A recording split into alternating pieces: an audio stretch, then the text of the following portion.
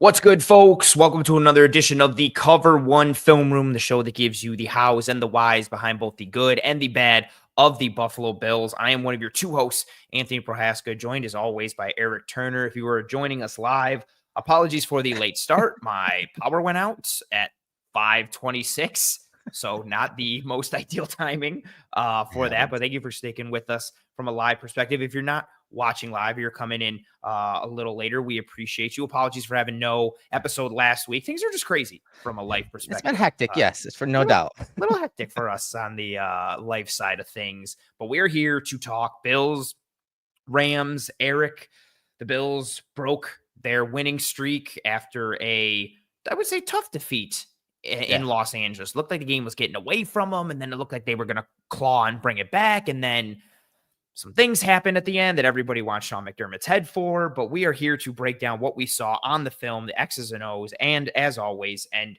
as we talk about in the intro, Eric, the good and the bad, and we have a mix of both of that in this episode when we talk about both sides of the ball coming out of this game against the Rams.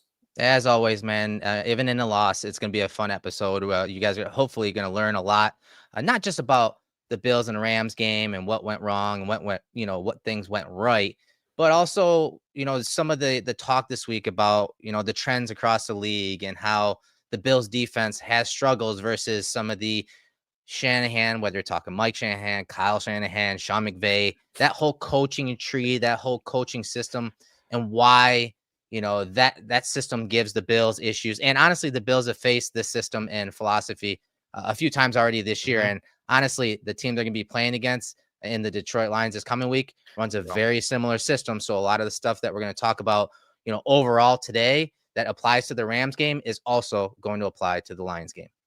Yeah, this, from that side of the ball, the Rams offense, and they're a good group coming in. I think the injuries this year and last year especially, I think it really kind of muddied the fact that when this group is just halfway healthy, they're a really good offense at the quarterback spot, the weapon spot. Yeah, even the offensive line, there's some good bodies up there. And then you have Sean McVay, kind of being the puppet master behind all of it.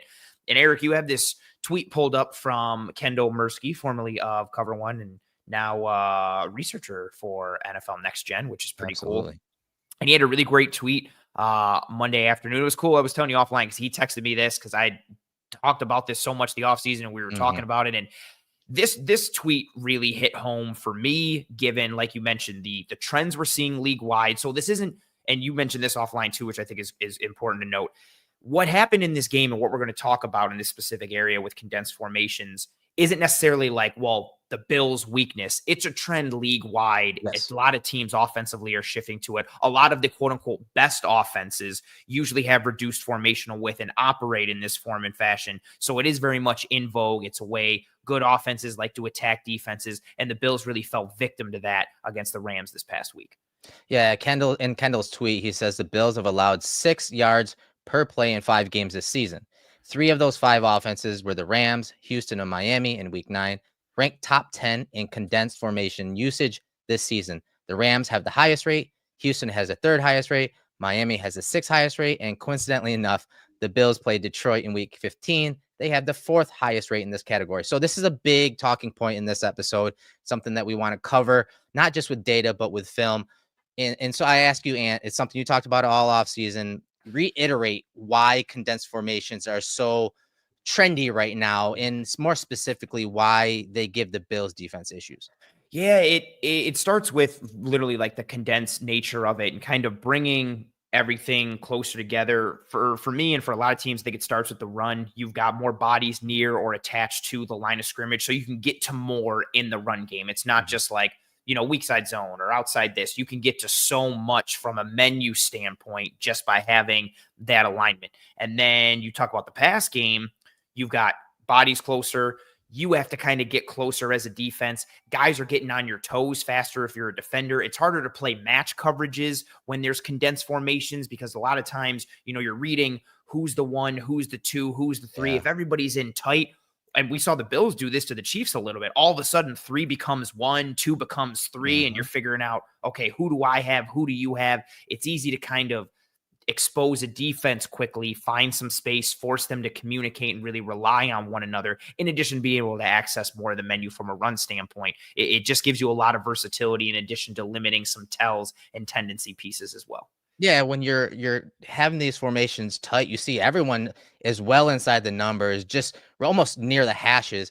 You're that formation condensed. It really brings the defense into a box because now you're adding all those gaps near the line of scrimmage, near the tackles and the tackle box, and so you're getting everyone in a tighter area because they have to account for gaps. Especially when you're talking to Bills defense. They're a one gap type team, right?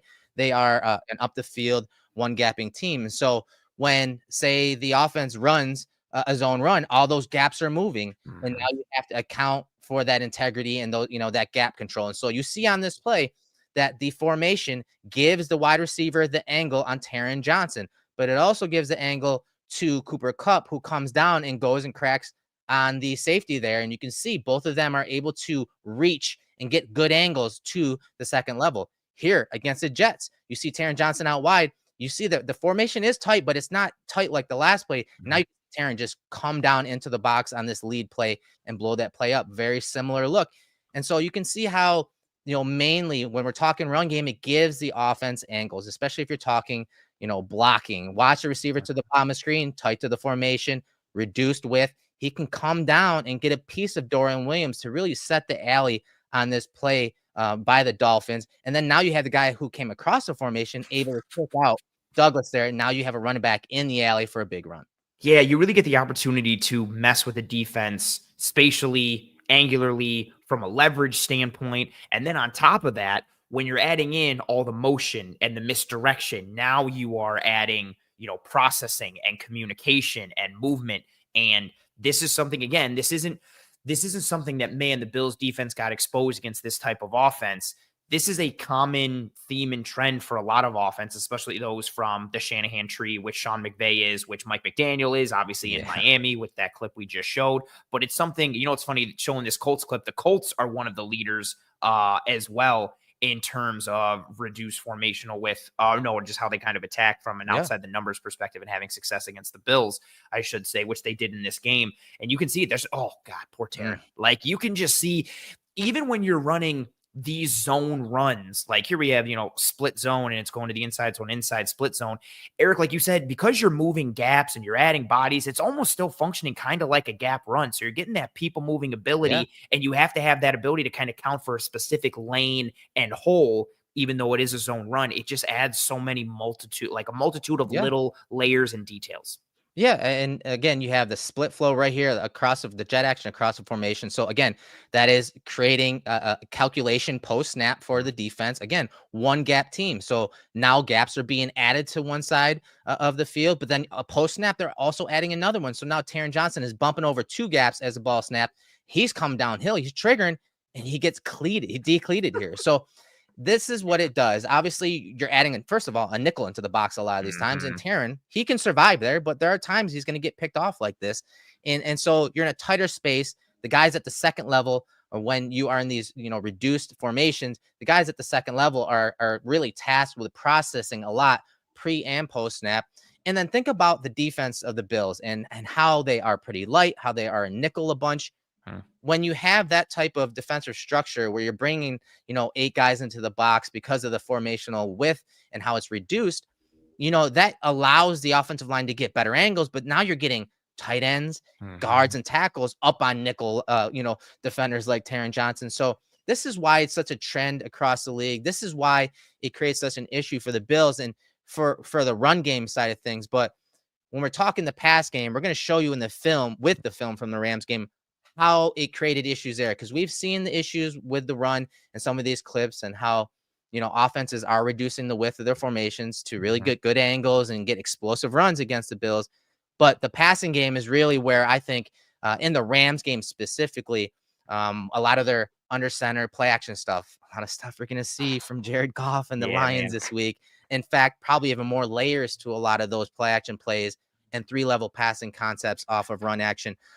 It really manipulates that second level. And so as you'll see in some of the film tonight, You're going to see a lot of run action from the Rams game, but you're going to see that those receivers and tight ends getting into that second level, that 10 to 19 yard range, because obviously all the eyes are coming downhill and looking downhill for that run action. And next thing you know, it's giving that wide receiver who's out wide outside the numbers the time to get down the field, the time to get in front of the corner, but behind that second level. And that's where the play action really hurt the Bills and has hurt the Bills over the years, because they go to a lot of those single high coverages when they want to stop the run, cover 3, cover 1. Bills played the third highest amount of cover 1, I believe, if I remember correctly, that we saw this year. The last time they played Detroit, they ran cover 1 like 38% of the time.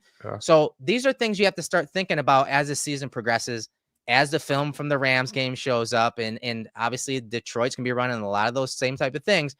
These things are going to keep coming up. So these are the type of things you need to keep in mind. Reduced formational width, that whole condensed formation discussion that, everyone was talking about, including yourself, all off season. We're starting to see it play out, and it's going to be a huge part of the playoffs and late this season. Yeah, absolutely. And I trying to remember the stat. Like, I think like 4 of the final or 6 of the final 8 teams in the playoffs last year were top 10 in reduced formational width. And it was like the Niners and the Texans and the Lions and all these teams that kind of lead in that regard. And, it was a good call with the single high coverage too. The Bills in this game against the Rams were in single high 63.4% of the time, which is crazy high. Yeah. Over 70% in the second half, obviously a response to what was happening on the ground in the first. And the Rams did a really good job. It starts with the body types, first and foremost, similarly to kind of the Lions this year, but especially with the Lions last year. You go with these condensed sets with these type of wide receivers, with Puka Nacua, with Bills Cooper do it too. Kupp. They're top 5, right? Yep, Matt Hollins and Khalil Shakir, and these guys can block. Gabe Davis last year. The Lions last year with Amon-Ra and Josh Reynolds. This year, it's Amon-Ra and Tim Patrick. You've got these bodies who can win against nickels and safeties, but also wash down edges and crack on linebackers and function, and then actually get out and run routes. And obviously the Rams receivers did a tremendous job in that regard, and they did a good job attacking outside the numbers with the Bills. And we just saw, like you said, that spatial area where in between, that second level is getting sucked up. The pass rush isn't able to get there because they have to play run to pass because of the play action. The Rams are stretching you and stressing you, creating leverage, attacking the space. How many sail concepts did we see in this game, or outbreakers? And just a ton. And they were really able to work in that spot consistently. And we saw it to, their benefit in this game. Just a huge day for Puka, huge day for Stafford, really attacking those spots over and over again. Yeah, those are 2 names you're going to hear a lot once we get to the film. I'm going to bring it up here in a second. We're going to start on the defensive side. And the 2 main topics, aside from the reduced width stuff that we just talked about and those condensed formations, those are going to come up. But we're going to talk the single high coverages. You're going to hear that come up a lot in tonight's film room. You're going to hear third downs. I mean, the rush and coverage, they weren't in sync. You heard every player that was interviewed say that. You heard all coaches say that. On third down passing, the Rams were 9 for 10 for 119 yards and 2 touchdowns. Their success rate passing was 70%. They saw pressure 40%. So on 4 of those plays, they had 6 completions of 10 yards or more on third down. They had 1 20-yard completion on third down. And this next set of stats is really what really shows you how the rush and coverage weren't complementary. So listen to this. Passes on third down only. Passes under 2.5 seconds. 70% of them occurred on under 2.5 seconds on third down. So, of those 10 passes, 70% of them were out of Stafford's hands and under 2.5 seconds. You can't, as a pass rusher, you can't get to the passer that quickly, especially when you have a good O-line like the Rams do. And so that really goes to show how, and we're going to show you in the film, that the Bills, weren't able to really trick Stafford. And we're talking pre to post snap picture, kind of confuse him, disguise it well enough so that post snap, he's like, oh, hold on.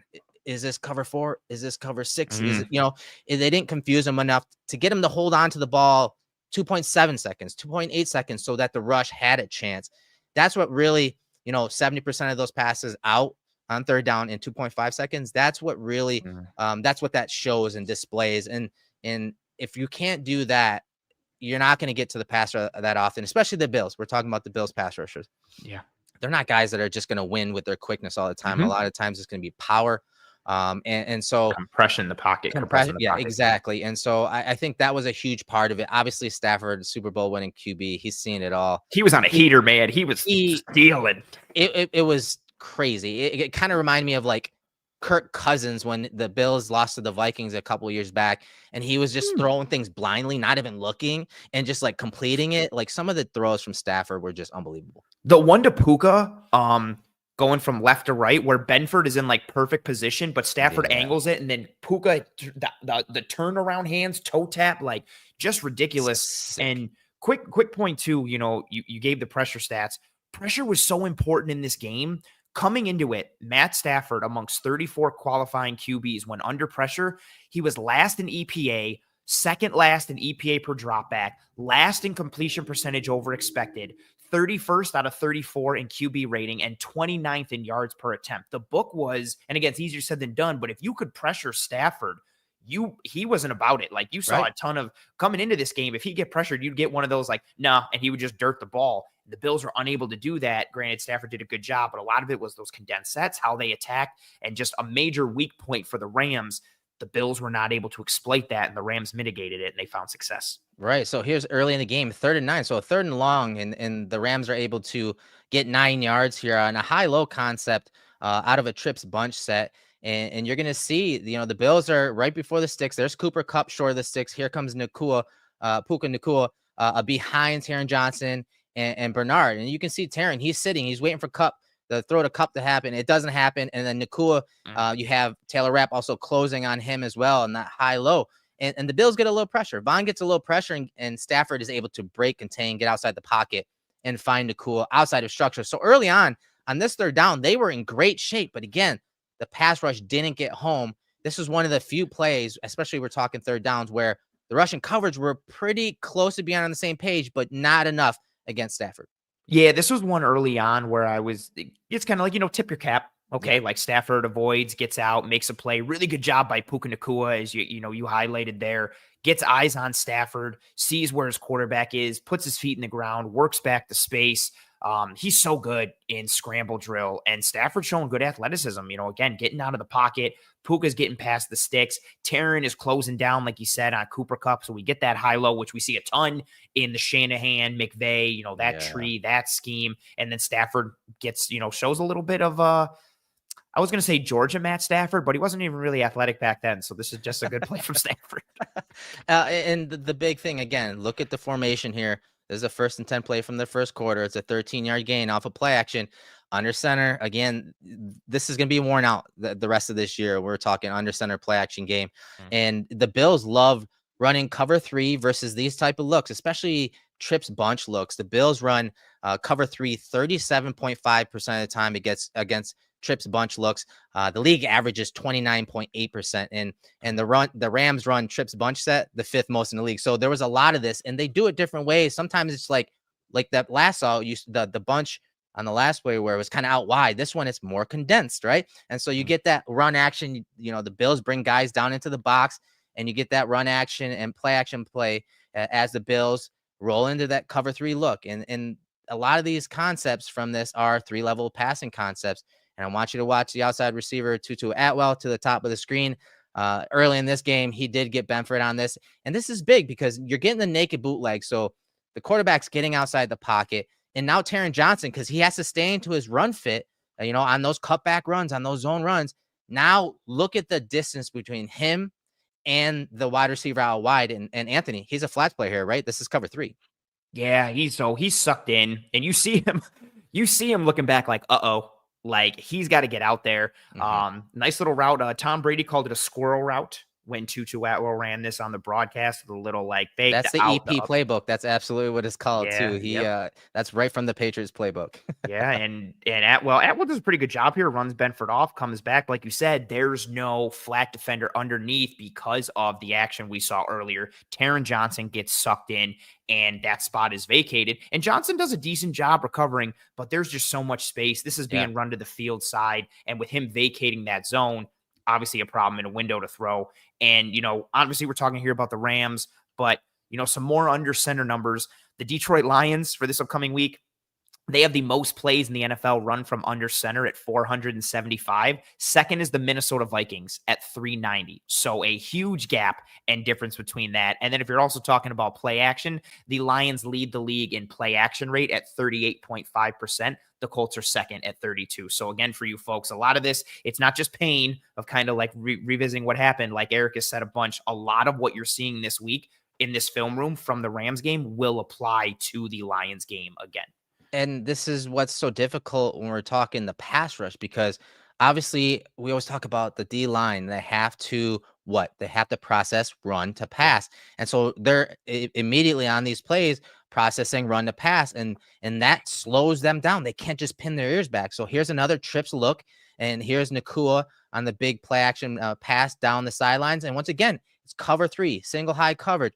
Hamlin's the flats player, like you saw Taron Johnson. You can see all those second level defenders, they're sucked up, their eyes are up. Here comes, Stafford getting on the perimeter. And look at the distance between Hamlin, the flats player, and then Benford over the top. He's the deep third player. There's no way for the Bills, as you see in this play and the last play, to deter this throw outside the numbers along the boundary, simply because, again, the defensive structure being single high coverage. And then, again, that cover 3 look, that zone coverage, that's a chasm between the flats defender and the cornerback when they're in cover 3. Yeah, that can. Everybody always talks about the seams in cover 3 being a weak point, which is valid, but Yeah. those flats are almost an equally, vulnerable spot and state, and we see it here on this play action pass. And this is, Eric, this is part of, use the Rams as an example.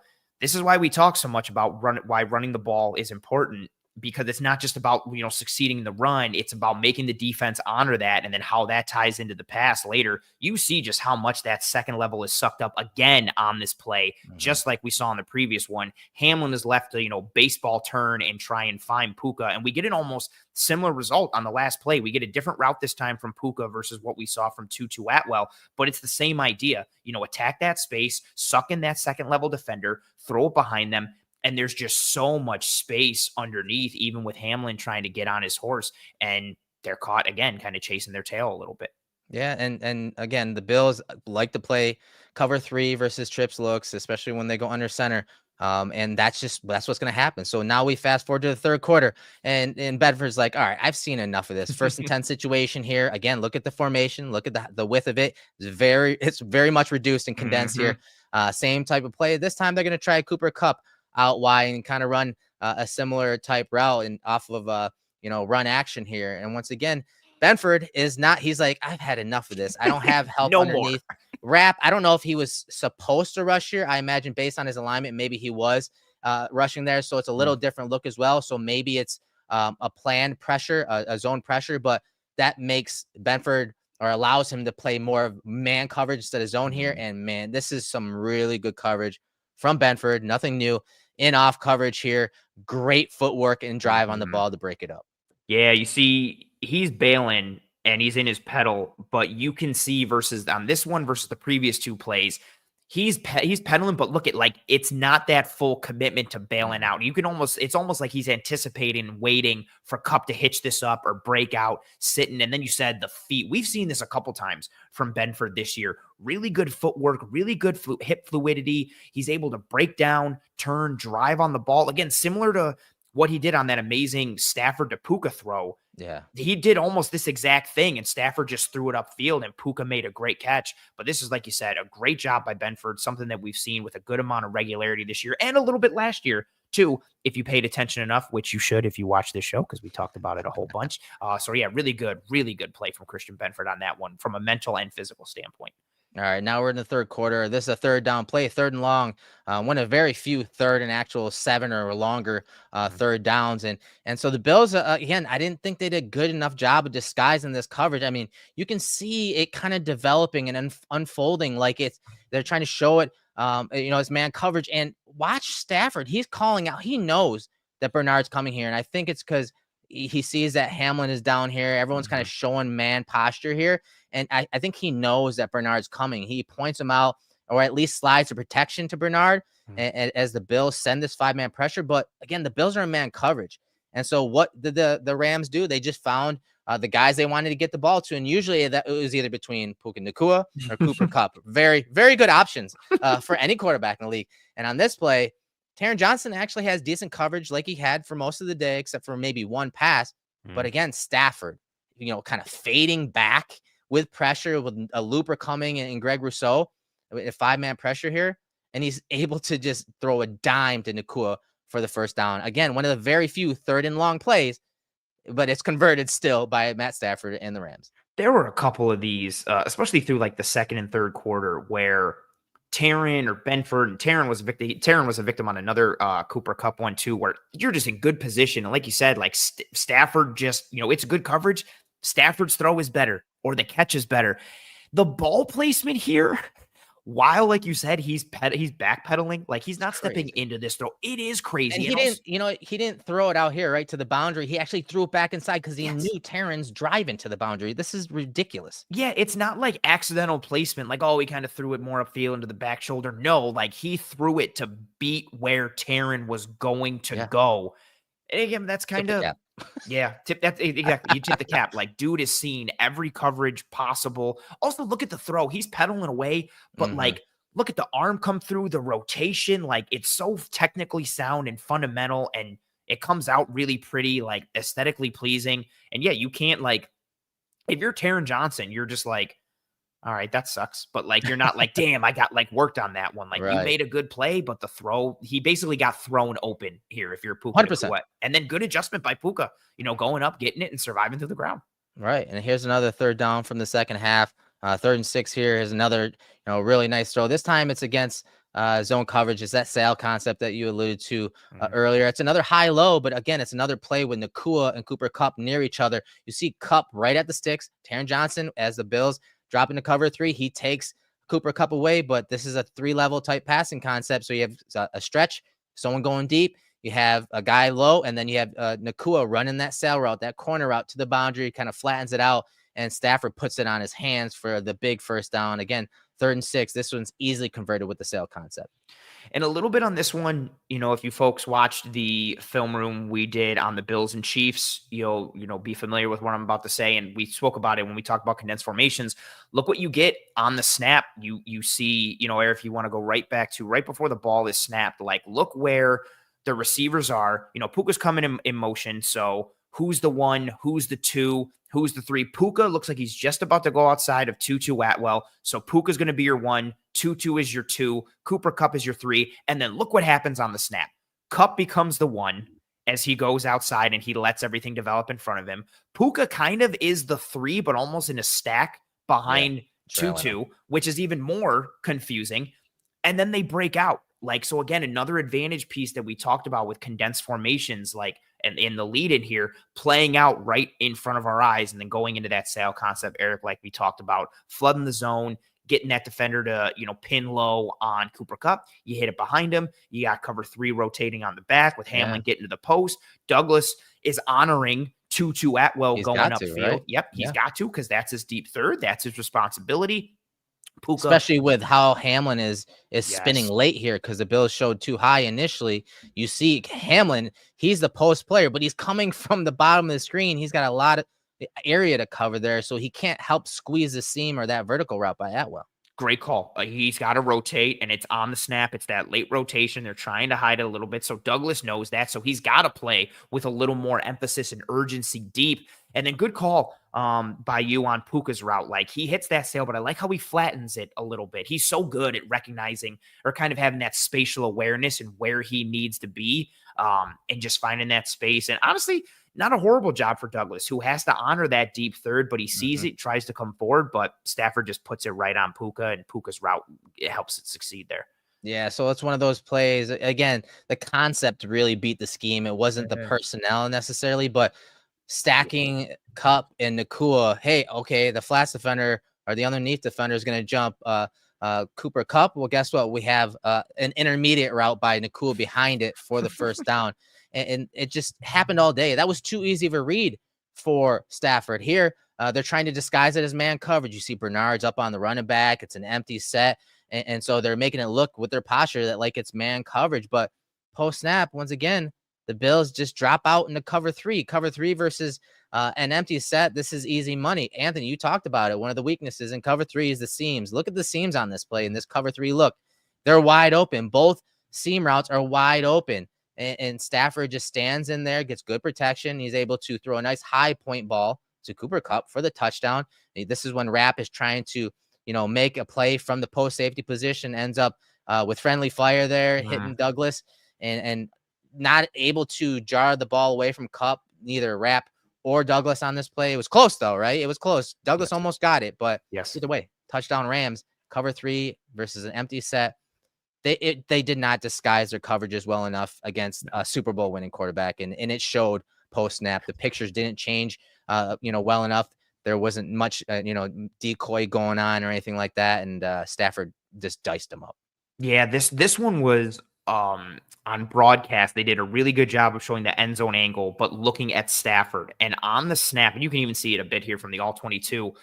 He looks and knows that he has Kupp. He sees him coming off the line, but he puts his eyes a little bit to the right just to try and potentially hold Rapp a little bit more in the post, but he knows that he's going back to Kupp in the seam. And why? Because it's not disguised. He knows what he's got and he knows what he's hitting.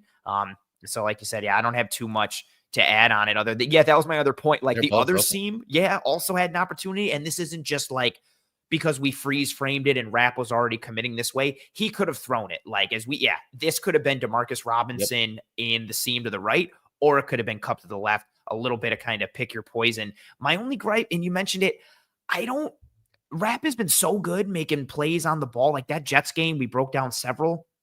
His angle here, like he doesn't even come close to hitting Kupp. He literally just gets a complete body shot on Douglas. And I feel like if he gets the body on Kupp, maybe that ball comes loose because, like you said, it was already a little wobbly with Douglas trying to make a play. So I wish Rapp took a bit of a more straight line angle instead of rounding it out and coming down from the top. Obviously, the friendly fire banged up Douglas a bit, but opportunity to kind of make a play here. Rapp just doesn't make it happen. But again, Stafford reading the defense, going to the weak spot, and a good play by Kupp to go up and get it. All right, and here's I think this is the final play of the defensive side of the ball. At fourth quarter, obviously a big play, high leverage situation, 4th and 5 here, and the Bills saw this formation and play earlier in the game. So I'll show you that here in a second. Here it is in the third quarter, 3rd and 6. This was a pass interference play, but again, empty set, and you're going to see Nakul on the slant, and he catches there right to sticks. The flag is thrown, but I want you to watch the backside of this play, this dig route here by Atwell. And so early in the game on this 3rd down, they're able to get the first down to Nakua, and also because of that flag. But on this 4th and 5 play, once again, Cooper Kupp, Puka Nakua on one side, and you're gonna see Terrell Bernard in the middle of the field kind of recognize this play and realize that he's got that crosser in Nakua coming across. So you see him right there. He's just sliding just a little bit, and of course he's waiting on it. He's waiting on that. He is. He's trying to bait the quarterback here.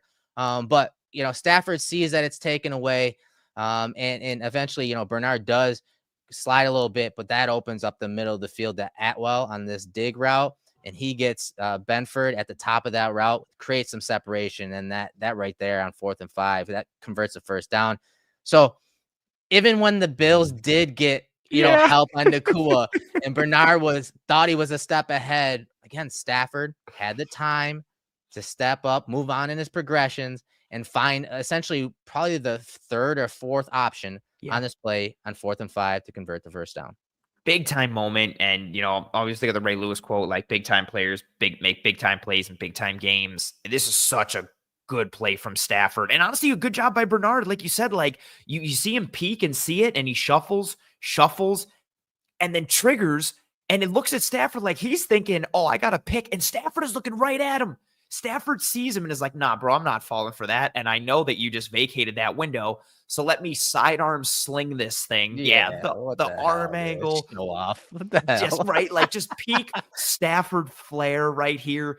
Firing it in there to Tutu, who got really good separation on Benford at the top of the route. He's able to throttle down, kind of make that catch in front of Rapp as well. Just, really good job like tying it in. And the Bills, again, like adjusting, like, hey, we saw this before. Let's beat it. And it's almost like the Rams and Stafford knowing like, hey, we're going to call this. We think that they know that.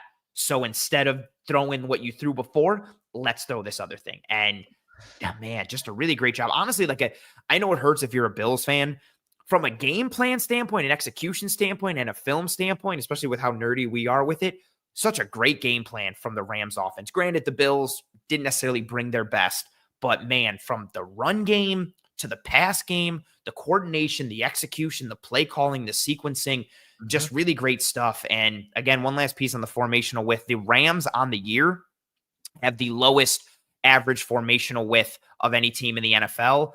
The Detroit Lions are third. So, if you just wanted to continue to So this isn't going anywhere. No, Is it's that not what you're going anywhere. And no. And one last little piece of data, EPA per drop back metrics for the Bills defense based on opponent on throws outside the numbers and where that opponent ranks in formational width, 1.65 EPA per drop back to the 49ers. The Niners are second in formational width. The Rams, 0.98 EPA per dropback outside the numbers. Rams are first. The Dolphins in that week 9 game, 0.68.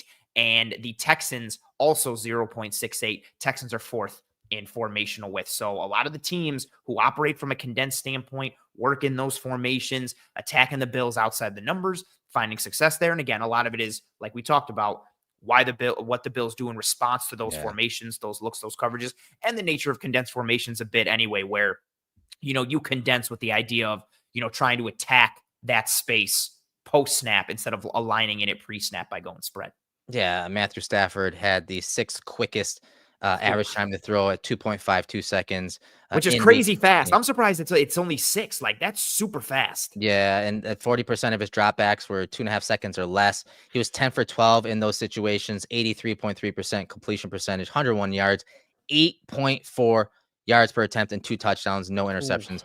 So when you're not able to disguise the coverage, to get the quarterback to hold it, again, just for a split second so that your rush can get home, when you're not having that complementary football of coverage and rush, you get diced up, especially when you're talking an offense that has some stars. They have a good offensive line, a heady quarterback, and one hell of a scheme. And again, it's a scheme that you're going to hear, and we're going to talk about it the rest of the year. You're going to see it this week in Detroit. This is not going away, but a lot of these plays, especially we're talking those third down plays, a lot of them, there was some really good coverage. But the other team, the other players, the personnel executed better, and they had to have it, and they did. And so you got to tip the cap on a bunch of those plays by Nakua, by Stafford, at times, because they just did some unbelievable things in the game that they needed this week in week 14.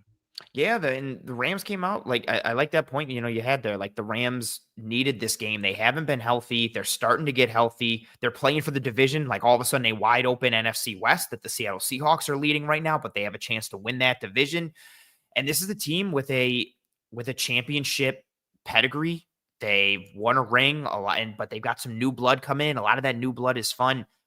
Really good job from the Rams on that side of the ball. Good game plan coming in, good adjustments in game, sequencing, execution, a lot of the things that we usually praise the Bills for. We saw a lot. Oh, you're on mute.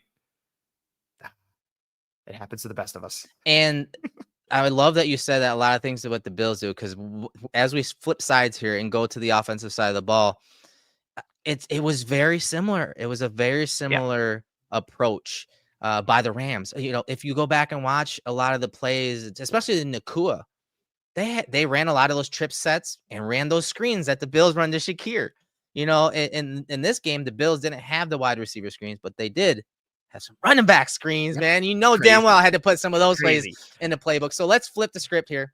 Let's go to the offensive side. Real quick, Eric, let's answer a question for Kevin real quick. Kevin came in and said, do condensed formations create any weaknesses for offenses? Doesn't it create an opportunity for hidden pressure packages? Absolutely. Absolutely. Yeah. When you're bringing everybody into the formation on the defensive side of the ball, you can do some things to send pressures off the edge. You can do some cool things with, defenders from the secondary becoming, because again, you're setting shorter edges.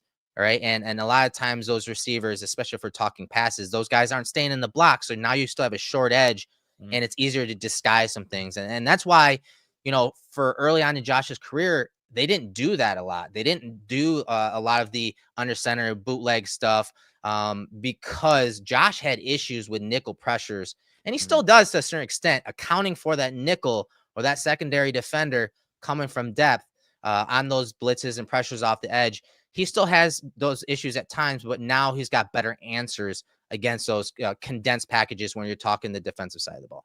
Well said. Yeah, I don't really have too much to add. And Kevin, you were pretty much Great question. on point. Yeah, really great question. That was a high IQ question right there. That was a great one, Kevin. Well done from Kevin. Yeah, and he's an insider. He's an insider. I recognize the names. Yeah, so he knows. He knows. The easiest way to think about it, when you go spread, the defense has to go spread. So it's easier to see single high, two high, what the potential alignment and coverage might be.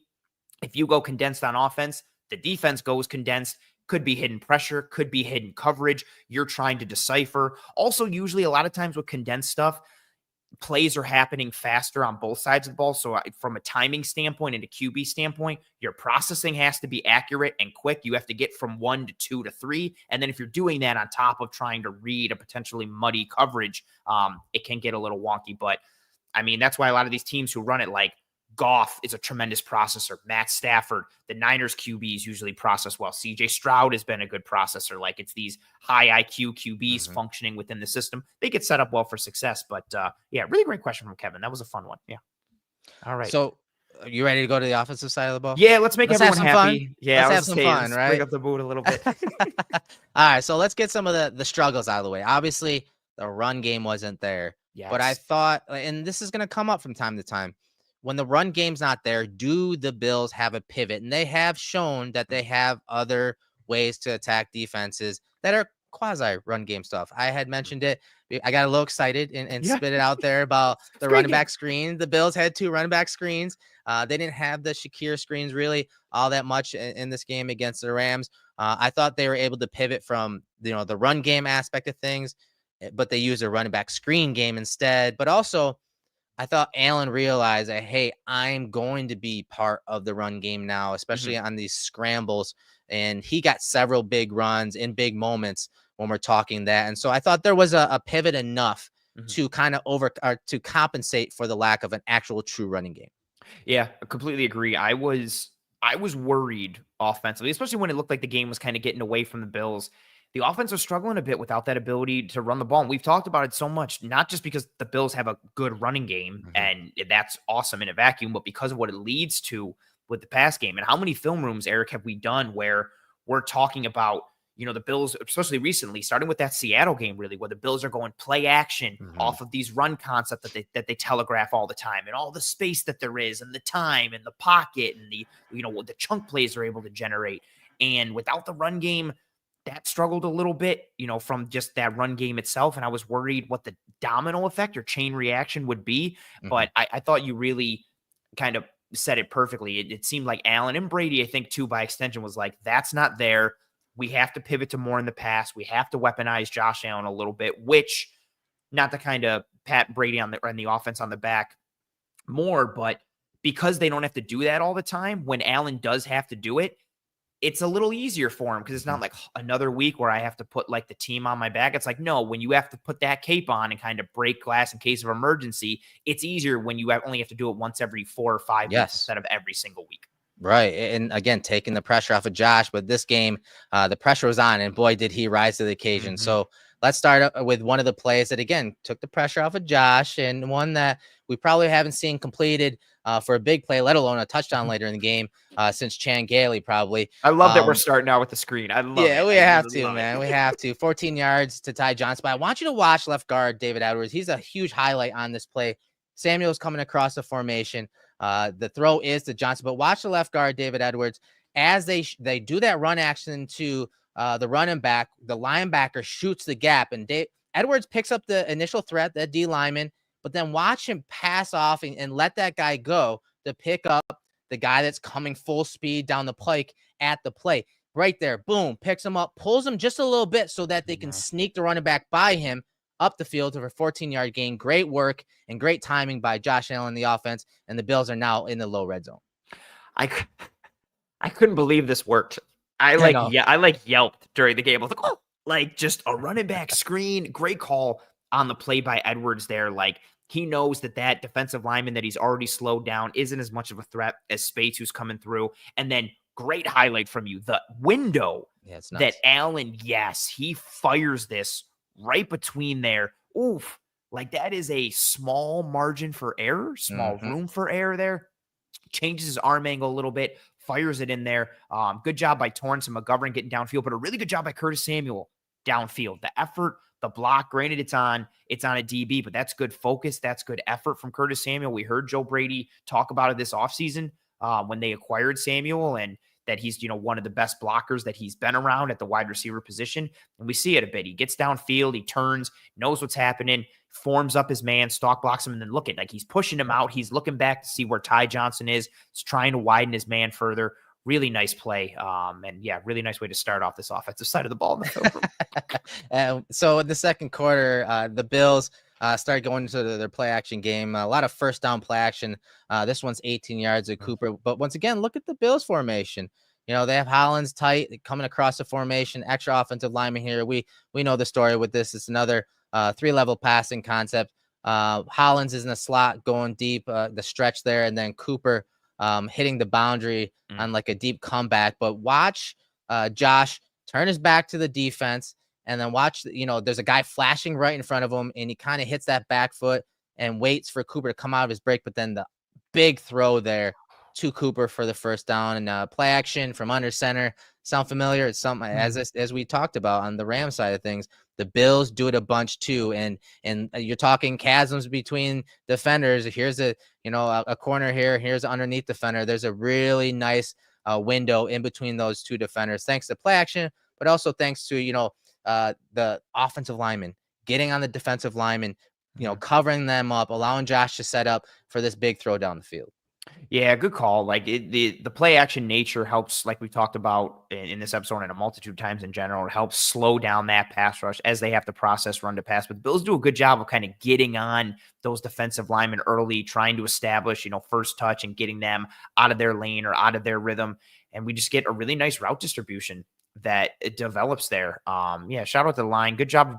Torrance doing just enough. Kobe Turner gets upfield a little bit, but you've got Dawkins there. You've got McGovern sliding. You've got Edwards. There's enough to give Josh that time. And then really good throw from Josh. Layers it a bit to make sure that, that underneath defender, Hoyt 97 isn't a factor out there, which he's not to a degree because he, came up on James Cook, honoring that piece, similar to what we saw earlier where Taron Johnson honored Cooper Kupp.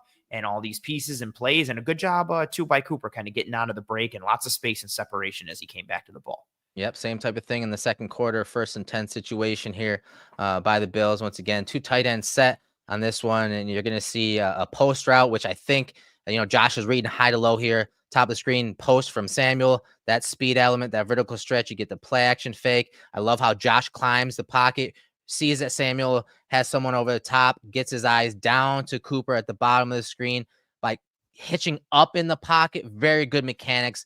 Eyes and feet are in line. And he's able to pick up another big chunk to Cooper at the bottom of the screen.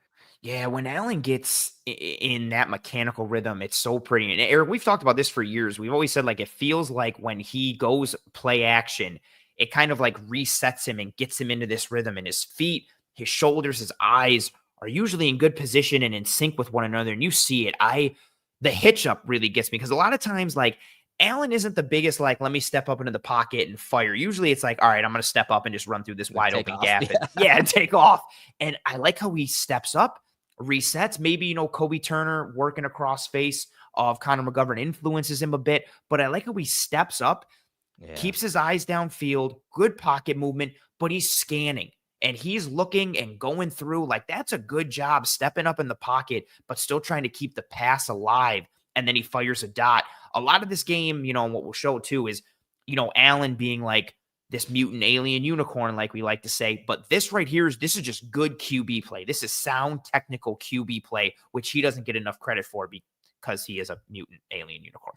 Yeah, and these are the mechanics that we want to see late in the season. Again, you work all off season, refining your craft, going through all the mechanical stuff. It's not stuff you have a lot of time to do during the week and during game weeks. And this is A+ mechanics. Once again, hitting the top of the drop, eyes are downfield, climb in the pocket, but climbing the pocket with 2 hands on the ball. You see him use like his hips and lower body to shift his weight to climb the pocket right there. But once again, 2 hands on the ball, eyes are still down the field. Okay, that guy's not open. Let me get to my other target. Let me move my feet with my eyes. He does that and then lets it rip. That's where you see the big arm.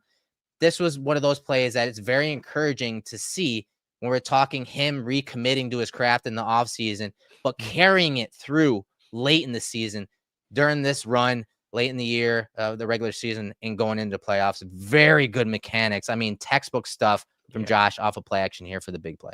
That's a great call out too, Eric. Like it's the season goes on, it's long, you're tired, you're probably a little banged up. Like it's easy to kind of, falter a bit in your mechanics. And so to see Allen doing this in December in week 14, that's really encouraging. Because again, the crazy stuff that he can do is always going to be there. But the more technically sound he is mentally and physically, it just makes him that much harder to deal with. And like you said, that was teach tape. Beautiful. That's some stuff you kind of see from like Dak Prescott and more of these technically based quarterbacks. Right. That was really nice.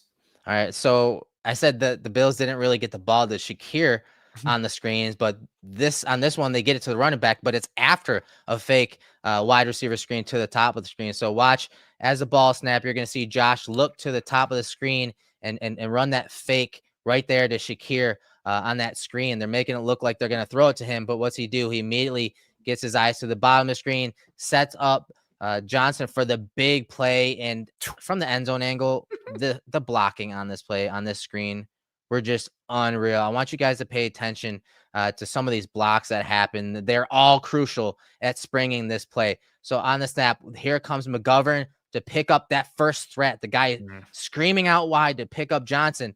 So, and I love Johnson. His awareness right there. You see him peeking at the linebacker right there. He knows that he's going to have to cut back inside here with McGovern coming down the line of scrimmage across the face of that linebacker. So as Josh gets him the ball, he kind of, backpedals here, catches the ball. Here comes McGovern. Boom. That's the first big block. Now you got the wide receiver Hollins, who gets away with a hold, but we won't say anything about that. We'll kind of whisper that because we got a lot of people that are hating on the Bills right now. So Hollins, good block. All right. There's no hold there. But more importantly, David Edwards, once again, he's a guy that I think is really earning a bigger paycheck and a pay raise. And just those 3 blocks, when we're talking, everybody eats, this is what it looks like. Everyone's doing their 111th.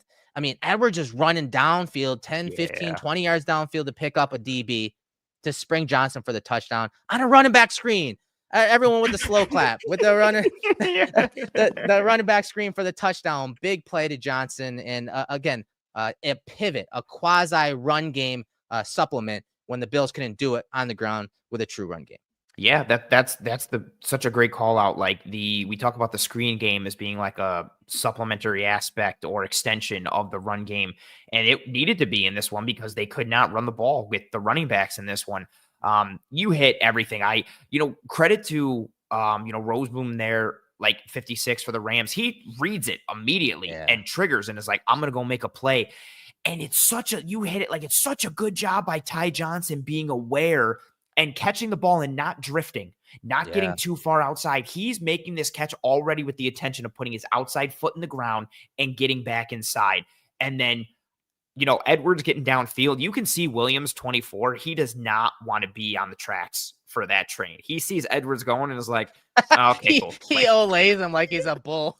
Yeah, it's exactly right. He's very much like, I feel like he goes back to the sideline and he's like, well, like, I was trying to prevent him from getting outside, I was trying to be a force player. Yeah, he wants no parts of Edwards. Yeah, I love that little piece, and that's terrifying. I wouldn't want some 300+ pound dude motoring in space with like a 20-yard head start. Yeah, no, thanks.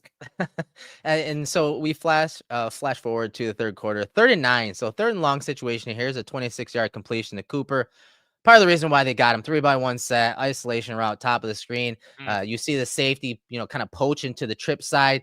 And so Josh knows he has one-on-one. And honestly, the placement on this throw couldn't be any better. I mean, even if he walked over to him and handed it off, it wouldn't have been this accurate. This is a fantastic throw. Again, credit to Josh and his mechanics once again. And it's obviously playing a huge part in how he's placing some of these passes against the Rams. And this was just a phenomenal throw and trust trust pass from Allen to Cooper. Yeah, their chemistry and rapport that they're starting to develop week over week has been really nice to see, and we're seeing so many of these plays with just great ball placement from Allen, like you said. Highlighted the Rams track there as they attack the Bills, so we get some gamesmanship up front Mhm. from the Rams with the changing of angles, different gaps, a nice little loop from so to the right side. That's Byron Young, number 0, who is an edge player for them, lined up off ball. They bring him, wrap him around as they slant the front on that side. But Allen's got time. Like you said, he sees the coverage. He knows where he's going. Yeah, look at the ball placement. Yes. Some nice late hands from Cooper. Doesn't telegraph it. Williams throws his hands up trying to make a play at the last minute, but the ball placement is beautiful. And again, look at the rotation from Mm, Allen. He's biting yeah. the burger. He's following through with that throwing arm. Eyes and feet and body are pointed towards the target. Real pretty trajectory on the ball. Yeah, Yeah. and yeah, just a dime right in the breadbasket. Right. And we saw, that looping play by the defensive front and structure of the Rams. And that's why Josh honestly had so many rushing lanes, and he was able to play above the scheme. And so you'll see on this play, the Rams do a good job. Everyone is covered up on this play. Josh has a good pocket, he has time, but you see all of those defenders trying to, really affect Josh and looping around. And Josh is like, you know what? If you're Poor going to give Braden me a Fisk. soft edge on Poor 2nd and Braden. 25, a soft edge, I'm going to take it. And so Yeah, Fisk gets victimized here yeah, on this poor play. Fisk. As soon as Verse dives inside here, like, what are you doing? If you're not getting replaced, then Josh is going to take off, and Fisk gets victimized right here. And Josh makes it look like he's going to set up and throw it. I don't know if he's maybe looking the Ray Davis here, but whether he's going to throw it or not, he fooled Fisk right there. He's able to get up the field and make another guy miss. And Mm, I saw a lot of fans. I don't know if they're Ravens fans, Chiefs fans, acting like Josh was pretending to go out of bounds. I don't think he intended on going out of bounds on this play at all. no, he's looking at him, squaring him up, Yeah, ready to make a cut. he's pulling a Jamal Anderson, jump cut here from freaking was that Madden back in the day. Like, Nice. look at this. Like, come on now. That he's not trying to go out of bounds. And this was huge because this was 2nd and 25, and it set up obviously a more manageable 3rd down play. Also, like, there are times when he knows he has the first down and someone has an angle. But if anybody's watched Josh Allen, one of the things they talk about McDermott, like, he doesn't go out of bounds. No. Like, he wants to run somebody over or juke him. Like, he tries to get everything out of every play. Yeah, I feel bad for Fisk. If I'm Fisk, I'm coming back like to the huddle and talking to my edge and be like, why would you dive inside like that? Like, I had to replace you then and we weren't supposed to, and you made me look like a I fool. got posterized. Yeah, yeah. I got posterized by Allen because you were undisciplined in your lane. Why would you do that to me? Yeah, Yeah. Verse, cuts inside. Fisk gets put on Allen. And this is just, some of that mutant alien unicorn ability. But again, you can do that with a little less stress because you don't always have to do that if you are Josh Allen. And that was the moment things started to click a little bit. We started to see the Bills come back in this game, generate offensive success. And it felt like once that happened, kind of like the race was on to who was going to score more points and which offense was going to be the one to kind of win it for their team. Right. And like I said, that was 2nd and 25. And that little run, ability to play above the scheme when the concept wasn't there, set up this 3rd down play to Shakir. This is our easy loan auto sales play of the game. 51-yard touchdown pass completion to Shakir for the touchdown.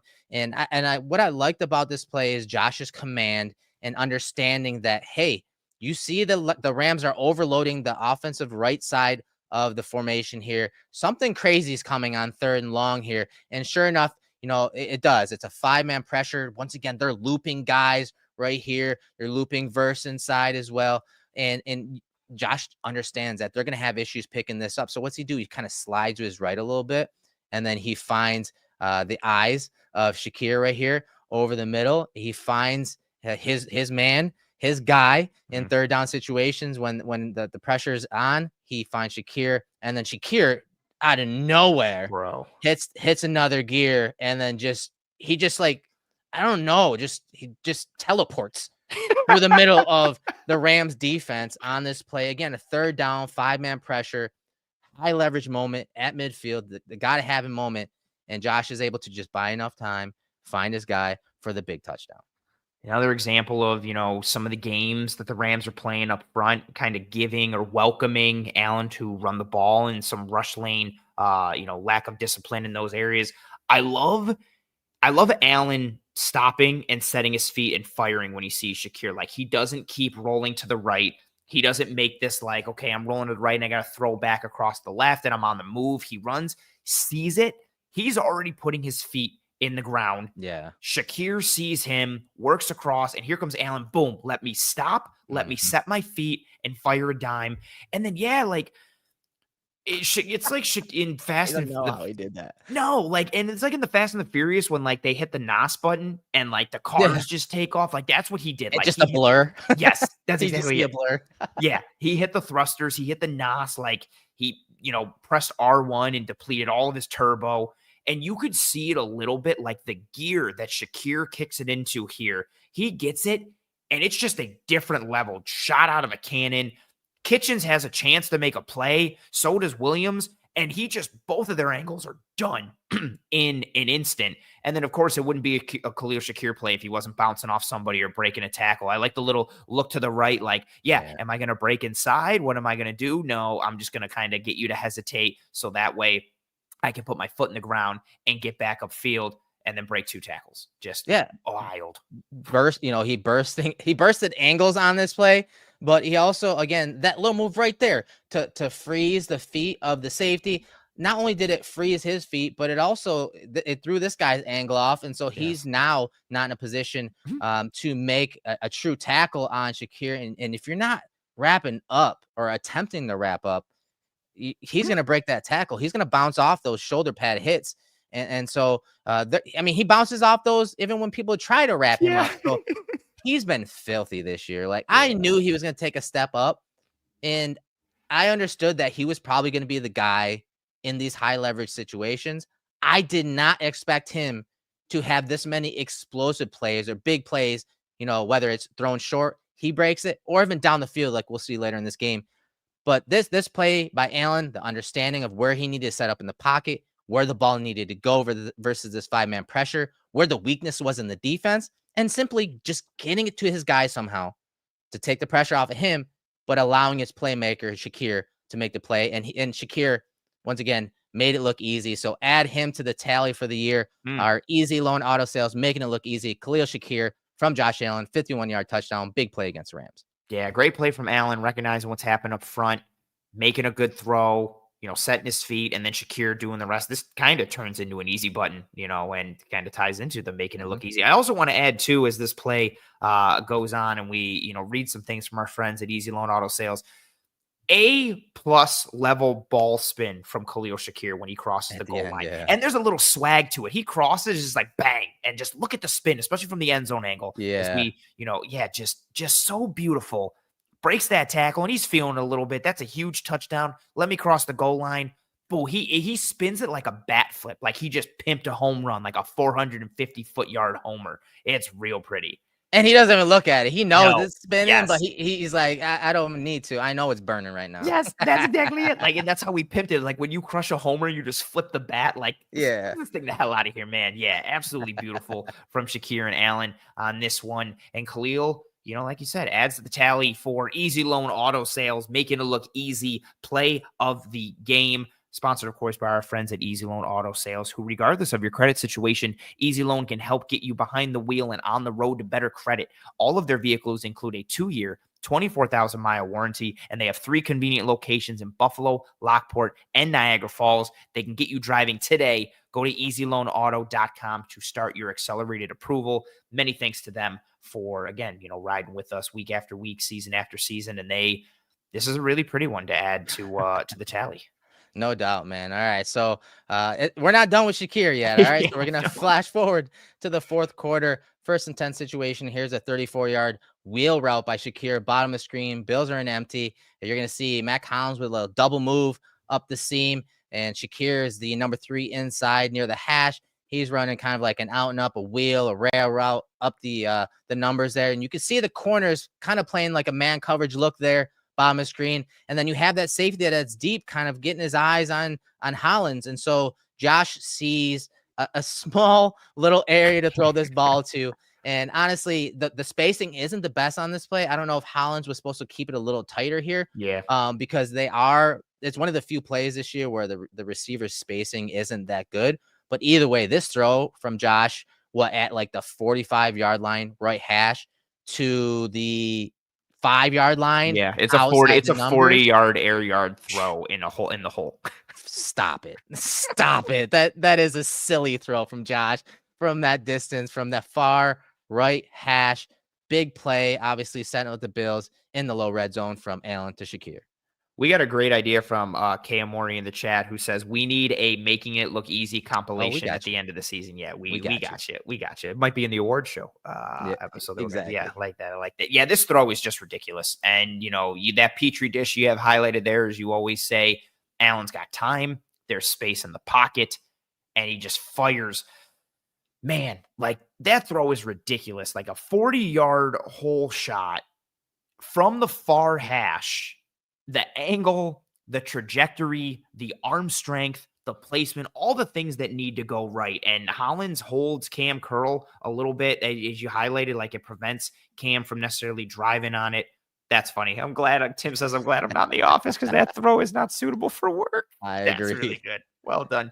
You see just that brief hesitation from Cam Curl, that safety number 3, just briefly going towards the inside, and that cost him. That's the difference, because as you had freeze framed, he Yeah. almost picks it. Like he's close to being there, but Allen's throw is just on the money. And also, shout out to Shakir making this is a bang bang play. He makes this catch as he's getting hit, and it's easy for a hand or an elbow or a helmet to kind of get on the ball and jar it loose a little bit. But Shakir making that catch through contact, surviving through the ground, good protection, good throw. The spacing a little messed up, but it kind of also helps a little bit because Curl, stays on the inside a bit. Wild.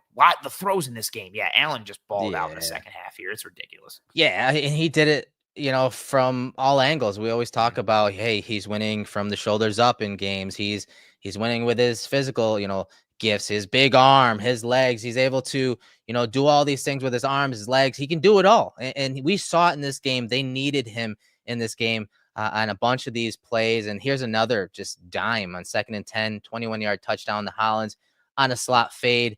And you can see the Rams safety is kind of, deep there by himself. And everything's a little short except the throw, the route by Hollins. And it's one of those throws, once again, man, it couldn't be any more accurate from Allen. And like we saw in the Cooper catch earlier, late hands from Hollins. I mean, Josh, because the ball spotted on the left hash, Josh is making a throw from the left hash, but he's also Hollins has that much more space to the wide side of the field. You can see where he starts, probably like 3 yards, 4 yards inside the numbers, and then where the ball is placed and the route ends for the touchdown. It's almost like he's throwing it to the front pylon at the goal line, just late hands, great rapport between the two of them. Big 21-yard touchdown from Allen to Hollins. This was the Shakir. I mean, the Cooper one is a great throw. The Shakir one that we just looked at was great. This one probably gets me the most because Hollins doesn't even break stride. Like this ball is perfect in the numbers. Like you said, it is gift wrapped to him for the holiday season. Nice wrapping paper, a little bow, a nice card. Hey, Mac, really love that you came aboard this offseason. You've been a really valuable guy. Sorry, I missed you wide open against Houston. Let me make up for it on this one. Beautiful, beautiful ball from Allen. And even when he starts to throw it, like when he hits the top of his drop and starts throwing this ball, Hollins is still like widening. So he knows where Hollins is going to go. Hollins does a good job staying on his, great freeze frame. Well done. Like Hollins is just starting to widen this a little bit and start the actual fade part of it. Allen's already pulling the trigger on this ball. So it's a good job of anticipation by Allen in addition to the placement, and a good job by Hollins staying on target, not widening too much, not getting too far upfield. Quarterback and wide receiver just being in sync. Hollins giving him some space. Yeah, the late hands. Oh my God. Beautiful. Like he doesn't even pull them away from his body. He's watching it. And he doesn't have to. That's the other thing. Like that's why the placement is so it's so perfect that Hollins doesn't have to like flash his hands up over his head or anything like that. He literally just waits on it. He just waits on it, and the ball's right on his numbers, like right on his chest. It's wild. This throw is ridiculous. And there's just there's no wasted anything here. This play is high level, it's efficient. Hollins isn't waiting for it. Like, he's waiting for the ball to arrive, but he doesn't have to change his gait. He doesn't have to change his stride or adjust left to right or kick it up. Like, it just hits him perfectly. Yeah, and right in the numbers. It's so, I think what also makes it nice too, like, there's no movement on the ball either. Not only is the placement great, but as soon as Hollins catches it, the ball's dead. Like, it's perfectly trapped. Lake has no chance because of the Turned his placement of the back. late Yep. hands. Yeah, this is so aesthetically pleasing. Like, this is like that ASMR stuff for like noises that help people calm down. Like, this Yeah. is like that. You could just watch this and it just makes you feel good. Yeah, and he just had so many of those dimes. Like I Yeah. know Stafford, we're giving him his flowers for some Yep. of the throws and those high leverage situations. But him and Josh were going back and forth. Like Yep. it was a great game when you're talking the quarterback matchup and the production that came out of that position. Again, it wasn't just the placement on throws. It wasn't, just some of the scheme. Like Josh did it with his arms, his legs. Here in the fourth quarter, 1st and 10 situation, just an 11-yard pass here to Samuel. It's nothing. It seems like nothing. But Josh, they kind of run that wheel route again with Shakir to the bottom. Josh works all the way across the field, processes everything. Again, late in the fourth quarter, just goes through his progressions. Everything's taken away. What's he do? He just throws it to Samuel. Samuel's able to get 11 yards. So I wanted to show you guys not just those big splash plays and big time throws, but show you that, yeah, Josh was doing that. He was balling with several touchdowns, but still playing slow enough to go through his progressions, to get to the final read in his progression on a simple play like this, a play that they kind of showed earlier in a different variation of form. But Josh was able to work through that, not force anything, get through through his progressions, get to the final guy in this read, and just gets 11 yards late in this game in the fourth quarter. Yeah, just we showed some of his mechanical stuff earlier, and we always like to highlight it in the show. But he has even this year with, I feel like the national narrative is just like, well, he's not turning the ball over as much. But what he's doing from the neck up and plays like this, going through his progressions, and a lot of it too, Eric, we talk about it all the time. Joe Brady's offense being more of a progression based and full field reads and being able to go from 1 to 2 to 3 to 4. Oh, pure progressions. We say it every week. It's Right? something that a certain quarterback is harping on, that too many offenses are running it like this. But for Josh, and we say it each week, pure progressions actually has saved Josh's his Mhm. his his passing portion of things and really helped him again go through that checklist, right? Each and every play. Yeah, you can just see how natural and comfortable this feels. Like, guys are covered. There's nowhere to go. And he's just like, okay, like, you're not open. Okay, you're not open. Okay, this isn't there. And I'll go to Curtis Samuel. And again, as we talk about the progression and the reads, like, look how natural it is from him to go from the left side of the field to the right. It's literally, like Eric has said, that checklist. Like, you can know, no, Boom, okay, boom, no, okay, boom, no. Oh, he's boom. open. Bang.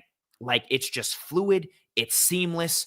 It's in conjunction with what Brady's doing. It's a good job by Allen. Also, shout out to Dawkins. Tries to go for the snatch trap. Verse stays up a little bit. And so then Dawkins is just like, oh, word, you gonna stay up? Bury you. Get down. Like, just a nice little piece on the end there. I did that cut up for X the other day, and I posted it to Instagram and tagged him in it. And he was like, obviously appreciate you, and then he just started sending me like this like library of like snatch traps That's and him funny. finishing. I was like, you're the best, Dion. You're He, the freaking best, dude. he I did one a couple weeks ago, and his mom commented about like how good he is at it and how like the league keeps penalizing him for it. And I was just like, so her saying that, and then you tell him like that he sent you this library. I just love how like how much that move is a Mhm. focus in the Dawkins family and like household. Like, and it makes sense. I know he calls it what the ice pick, Ice right? pick, yeah, Yeah, which is such a baller name. It sounds so yeah. much better than Snapchat, but it's so cool.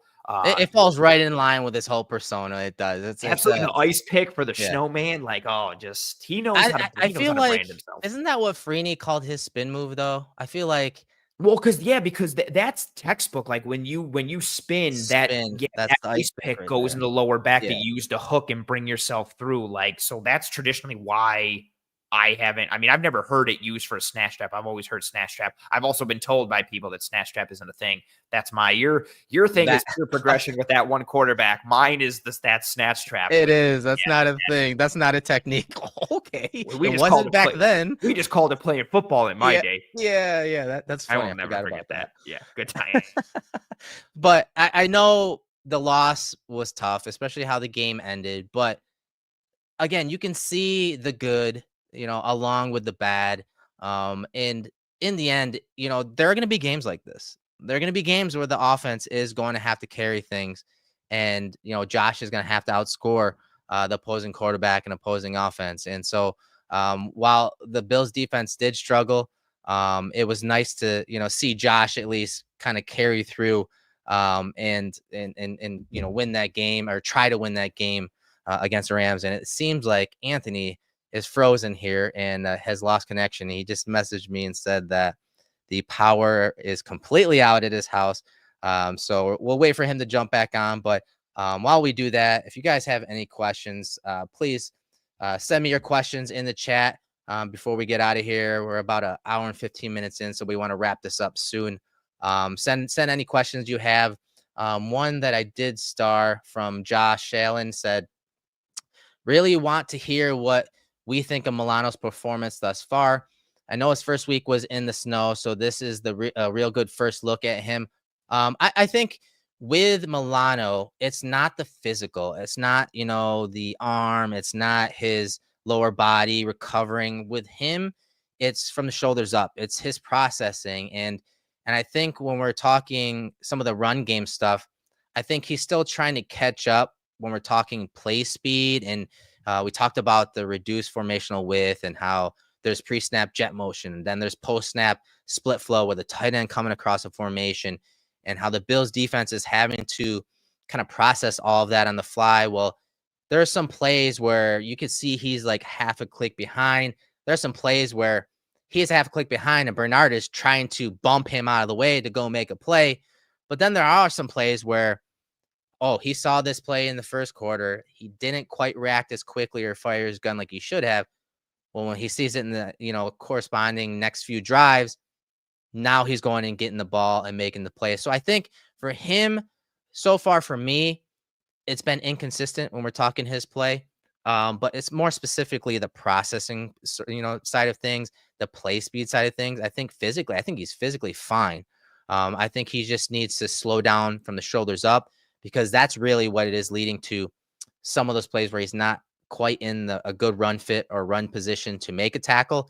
He's missing some tackles, or he's just getting covered up because he's not his elusive self from the shoulders up. Because there are times where you see Matt Milano, he'll read the play, and here comes a lineman scooping up to him at the next level, and he can undercut it and go backdoor instead of working over the top because he's so fast from the shoulders up. He's not quite there yet. So I think that's where we need to see him progress and develop a little bit more. Do I think he can? Absolutely. It's going to take some time, as was mentioned in the comment, last week in the snow. That wasn't really, 100% footing type game. But I do think that, eventually, as the weeks progress, I think he will be fine. The question is this week, and I talked about it on social, are the Bills going to try to incorporate some more sets or personnel groupings with the Bills having three linebackers on the field? When, the Lions go to their 13 personnel, or they go to, any personnel that has two running backs in there, will they maybe switch to three linebackers on the field? And if so, if they have Dorian, Bernard, and Milano on the field at the same time, who's going to be the Sam? Who's going to be to the strength of the formation? Because that's going to be pretty important, right? And you know, I don't know if Dorian is that kind of player. I like seeing him at will, where plays are funneled to him, and he's a closer as far as tackling goes. Can wrap a guy up and then shut it down. I don't know who would play the Sam portion of that three linebacker set, but it's not something the Bills do a lot of. I want to say they've had it three linebackers on the field, maybe like 8 to 10 plays this year, and a lot of them were against the Ravens, and even then didn't work. But it wasn't these three linebackers, right? So it'll be interesting to see what they do against the Lions. And this is what Tommy's talking about. Thoughts on what defensive scheme we see against the Lions.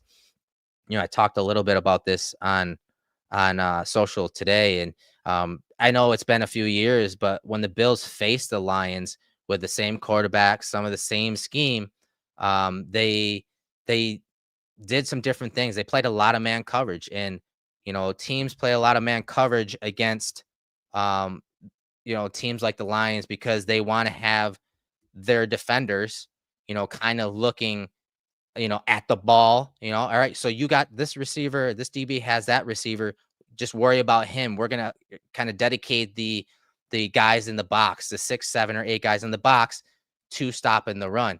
And so you see a lot of teams go to man coverage, and the Bills did that a bunch in the matchup in 2022 against the Lions. So I'll be interested to see, what they decide to go to when it comes to that side of things. Um, this week against Detroit. Some other questions are coming in here. Let's see here. Do you think the Bills' pass defense matches up well against Detroit, or will there be some more frustration on the 3rd and long situations? I think the Bills have to get some of those negative plays early and downs. Like, you don't want to have the Lions offense in 3rd and 4, 3rd and 3, because then obviously the playbook opens up more, and then they can do some of those things with the tight formations and switch releases at the line of scrimmage. And it really forces, again, that pass rush to kind of process, run the pass there. Doesn't allow them to pin their ears back, doesn't allow the Bills defense and coordinators to scheme up some of those odd front looks, some of those crazy looks, those pressure looks and alignments to confuse the offensive line of the Lions, which, again, the Lions offensive line is really, really good. So it'll be interesting to see, what they do, not just from like zone versus man, but also, the matchups and who they're trying to get. You don't want a linebacker really matched up with Jahmyr Gibbs in 3rd and long, especially if they kind of spread it out. So it's going to be a tough matchup. It's going to be a really tough matchup for the Bills this week. We're talking the Lions offense. And so we'll have to see how that unfolds there. So if you guys have any more questions, we're still waiting on Anthony to kind of wrap things up here. Send us your questions before we do that. And on a side note, everything you saw here tonight, whether it's the data, the telestration, any of the advanced stats we talked about, heck, even the platform we're using right now, StreamYard, which is kind of acting up on my end, to be honest with you right now. All of these things we wouldn't be able to do without your support, whether it's on YouTube, leaving a comment, engaging with us here, engaging with us on social media. But more importantly, our insiders. A lot of our insiders tune into each of our shows every single day. But our insiders have access to our Discord channel, our Discord server, where we talk Bills all day. We talk NFL all day. Anthony and I are dropping film in the film channel. We have channels for just about every topic you could think of in the Discord server. It's a way for when you're at work and you don't feel like doing work, you're looking busy, but you're really on the Discord server talking ball with us throughout the day. And Magic Catfish added for the Rams game that clock management at the end was tough. It was, but at the same time, one, I didn't mind the play call of the QB sneak. First of all, I didn't mind that call. As everyone said, it's the most successful play the Bills have, especially if you're talking from 1 yard out. Like my money's on Josh in those situations more times than not. The timeout, yes, it was a little rough, but when you look at the win probability, it didn't swing the game all that much. But it was going to take a miracle in the end, anyways. Aside from that timeout being burned, it was unfortunate that they went that route, but at the same time, you can believe that they're going to learn from that, and I think Evan McDermott admitted that when it came to one of his pressers. I think it was either today or yesterday. But once again, send your questions in before we get out of here. Tim A asks, player who has exceeded your expectations the most this year. I think I mentioned him a couple times in this breakdown. One guy that stood out in this game, but also a lot of this year. And it's no surprise because he's played under Cromer in LA, and obviously knows each and every technique that Cromer knows, and that's David Edwards. I think he has exceeded my expectations this year with him coming into the lineup after being kind of that extra offensive lineman last year. But he's come in and really held it down for the most part at that guard position. While you know Osiris Torrance has had his ups and downs at times this year. Had another rough game this time against the Rams this week. But I think overall, I think Edwards has been great. His awareness, you saw it on the screen, his hustle getting down the field to spring the running back. The play on the other running back screen where he, picked up the D lineman first and then picked up the secondary rusher and the linebacker so that Johnson can get outside the tackle box for that to set up that screen. That was pretty remarkable. So I would say David Edwards off the top of my head has really exceeded expectations. I'd say a close second if we're talking offensive line, especially Spencer Brown. Spencer Brown has done very well. His balance this year is so much better now that his back is completely healed. His ability to counter power, when guys are going to those power moves, those bull rushes, he's got tools in the toolbox, thanks to Cromer, to defeat that. And see him. I mean, him and Dawkins on each and every play are, kind of executing those snatch traps a bunch week in and week out. So I'd say Spencer Brown is another guy that really has really stood out. And Tim A adds that, preaching to my OL loving heart, offensive lineman loving heart. So yeah, anytime I get a chance to talk about offensive linemen, I'm all for it. So with that said, guys, we're having some technical difficulties here. Anthony's power went out. He's not going to make it back for this show. So I'm going to wrap it up here. As I said, we couldn't do any of this without you guys, without your support, without you joining me live. But if during this holiday season, if you want to help our small company, a small independent company, please become a premium subscriber, become an insider. You get access to early content. You get access to all the creators behind the Cover One Sports Network. And also, obviously, the Discord server where we talk Bills, we talk football, we talk movies, film, whatever you want to talk about in there as well. Fantasy, sports, we got a little bit of everything there. So with that said, I appreciate you joining us in the film room. Hopefully we get a better outcome versus the Lions. Again, a lot of this stuff that if you joined us late, a lot of the stuff that we talked about early with the reduced formational stuff, that's going to apply in this week against Detroit. And as the season goes on, a lot of these teams are still out there and in the playoff hunt. So if you missed out early, it was a great discussion between Anthony and I and the chat to start this episode off. So after we're done here, jump back in and watch that beginning and keep an eye out. Because if not, we're gonna cut that up. Our producer Chris Seth's gonna cut that up. Big ups to him and big thanks to him for producing this show. So with that said, thank you guys for tuning in. And until our next breakdown, go Bills.